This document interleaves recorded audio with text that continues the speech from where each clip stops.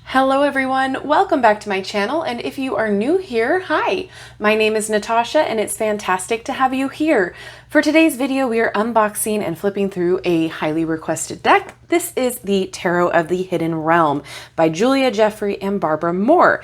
This is published by Llewellyn and it retails for $29.99. So let's get into it. On the back, it says, imagine strolling through a forest, the late afternoon sun filtering through the leaves. Suddenly, voices and laughter and music seem to be bubbling out of the stillness of the trees. Then you realize you're not hearing things because right before your very eyes are people, at least you think they are people, dancing. You have crossed a threshold into fairy, a place beyond our everyday world. The Tarot of Hidden Realm is a doorway into that place. It is a realm alive with wildness and wonder, a place of shamanic visions, intuitive and elemental. This gorgeously illustrated deck is an invitation to enter the source of wisdom and healing that we've all felt just beyond our reach. So it does look like there's a lot of faces, a little bit more realistic faces, and I know there's some of you out there that don't quite like that, so this might not be for you. However, I'm excited about it. This has actually been a deck that I've been wanting to pick up for quite some time, so finally got my hands on it. We have this magnetic clasp here, which I love. All right. Ooh, we have a ribbon. Okay. Nice big old guidebook. And then we have the deck. So nothing too specific in the box, which is fine. Love that ribbon. I don't know why, guys. I really don't know why I like ribbon other than it just makes it accessible for me to get the cards out of the box. So with that being said, let's just take a quick peek through the contents here. We have introduction and then getting acquainted. So let's see. Oh, we do have spreads. Okay, and fairy guides. All right, let's just take a look at the spreads back here.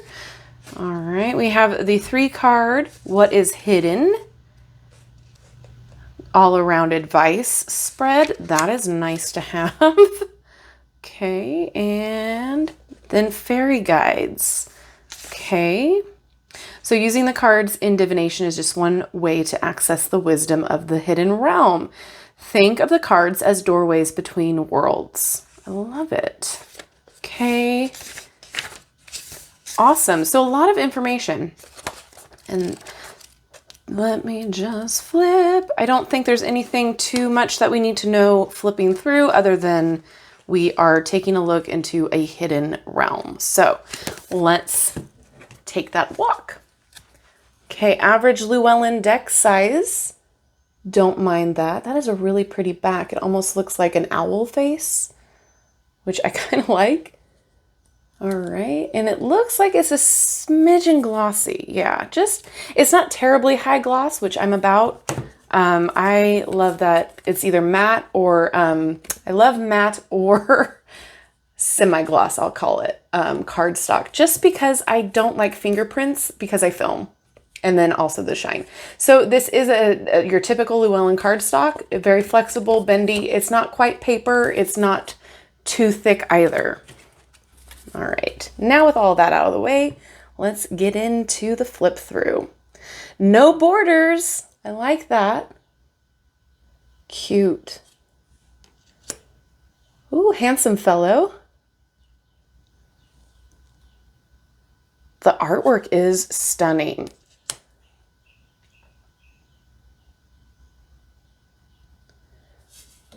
Oh, wow. Love the color palette for this one. And then we do have a gold name plate down there, I'll call it. So they're numbered and they do have the title. Super pretty. This is giving me kind of Lord of the Rings vibes and I am here for it. I love that elvish feel. Cute.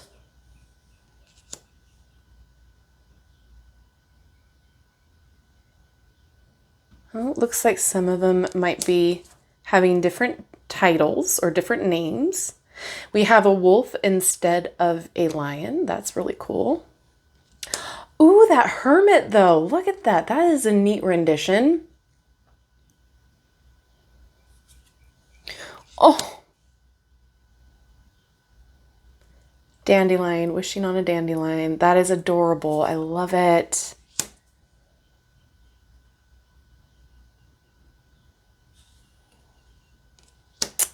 Cute.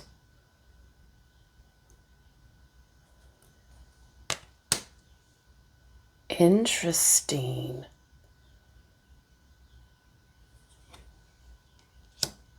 This art is just gorgeous.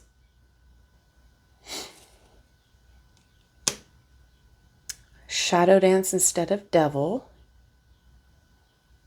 It has a similar feel to the Green Witch Tarot, and also a little bit of the Forest of Enchantment.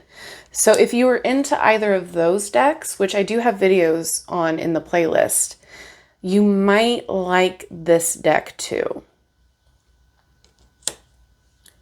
Very cool. It's just so lively and vibrant, and oh, love it already.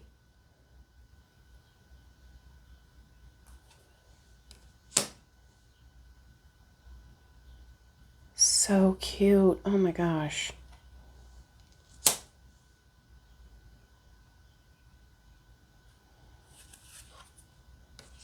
All right. That fox is adorable. Oh my gosh.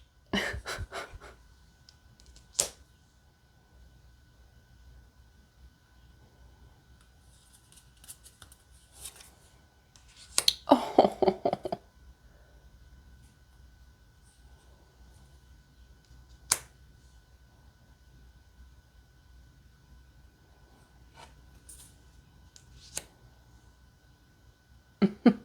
Who can get up the tree the fastest?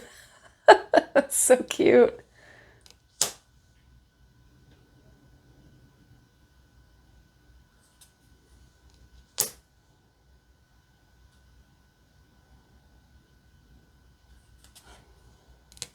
Oh, love it.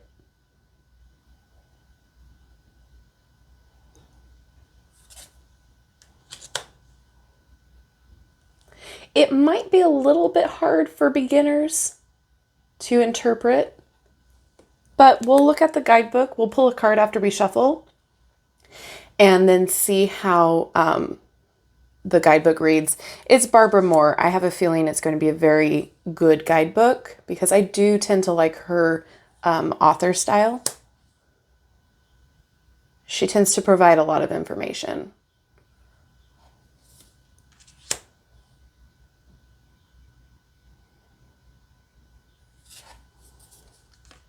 The facial expressions get me so good. Oh, interesting. I wonder if all of the aces are going to have an animal figurehead.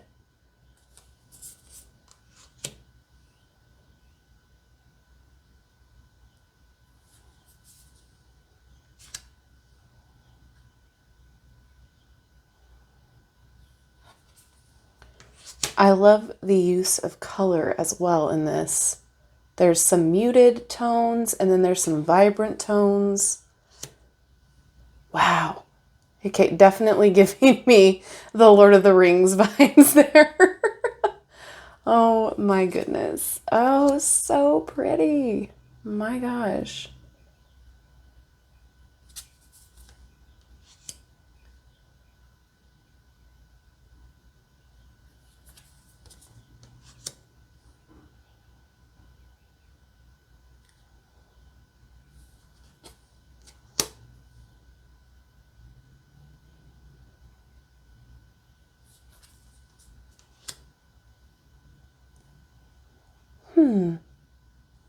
That's interesting.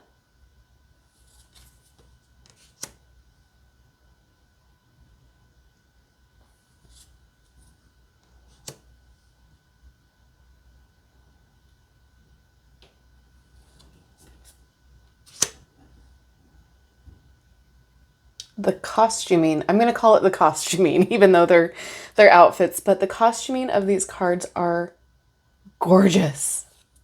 Like, I wish I had every piece of clothing here. Yep, here's another ace, and we have another animal. That's really neat. Oh, snap.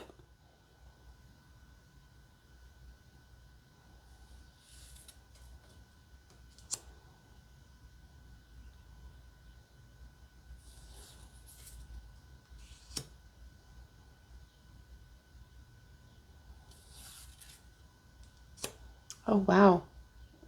That's very dynamic.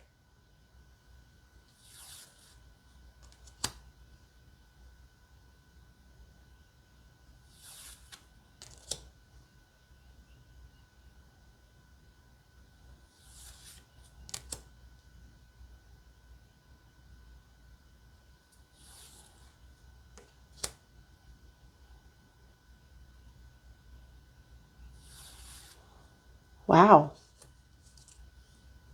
It goes from like very intense to very gentle. And it's on cards that, I mean, I don't know. It's not a bad thing. It's just, it's very interesting to see the dichotomy between all of them, I guess.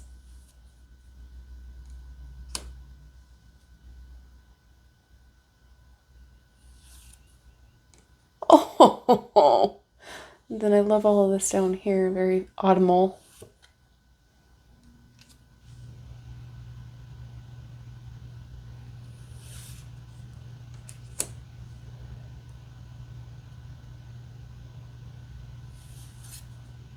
Cute.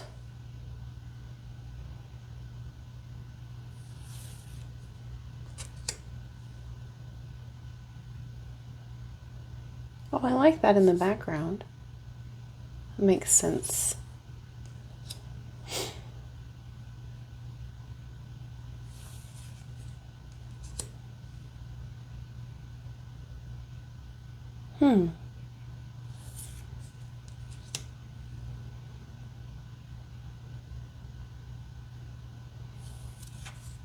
Oh.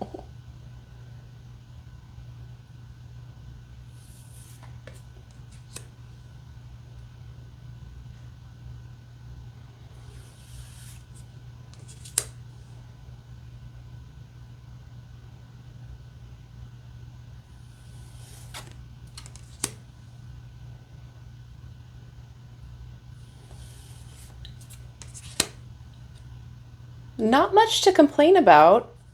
However, not a lot of diversity. And you can argue that this is a Fae deck, but again, it's Fae, so shouldn't they all have a different skin diversity going on? Because it is Fae. Anyway, I know this is an older deck. Let's see, 2013. So a little under 10 years. But still, it's important, and I will always scream it with the top of my lungs that representation matters. So just pointing out what I see. That's what I do here. And it shuffles just like any other Llewellyn deck, which I enjoy. I feel like it's a really great size. The flexibility is great. And there's Orion. He just loves watching me shuffle. I think he gets a really big kick out of it. There's also a little food pellet that he has not eaten over there in the corner. Oh, okay. We'll read for that. Yeah, it shuffles just fine. I don't have an issue with it at all.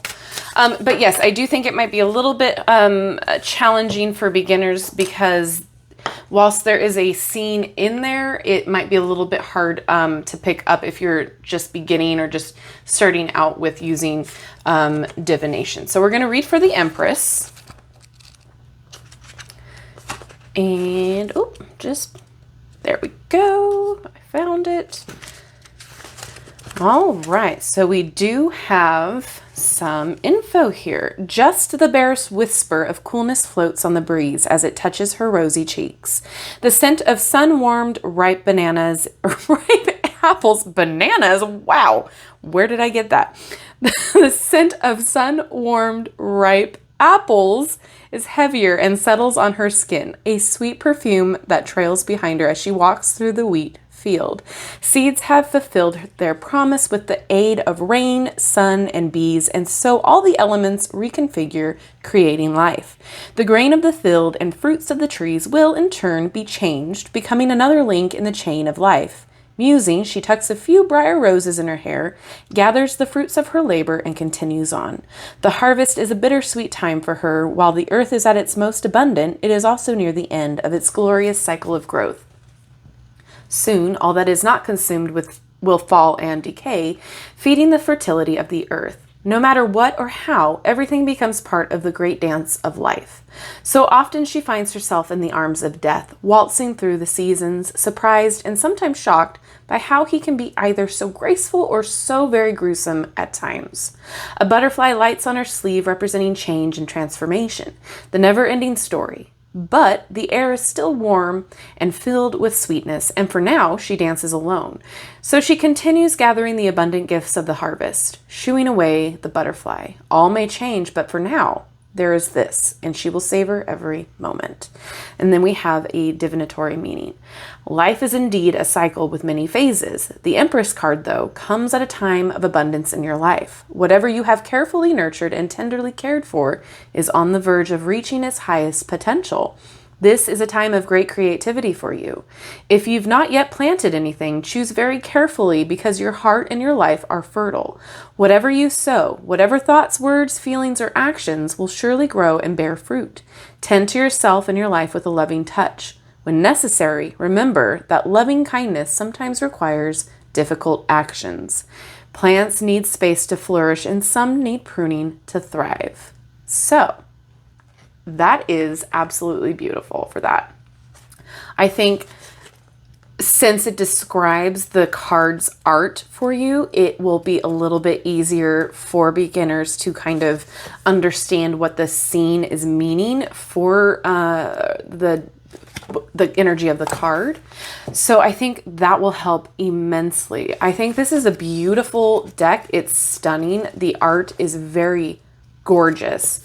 I just have that one negative thing, and that is that there's not a lot of representation.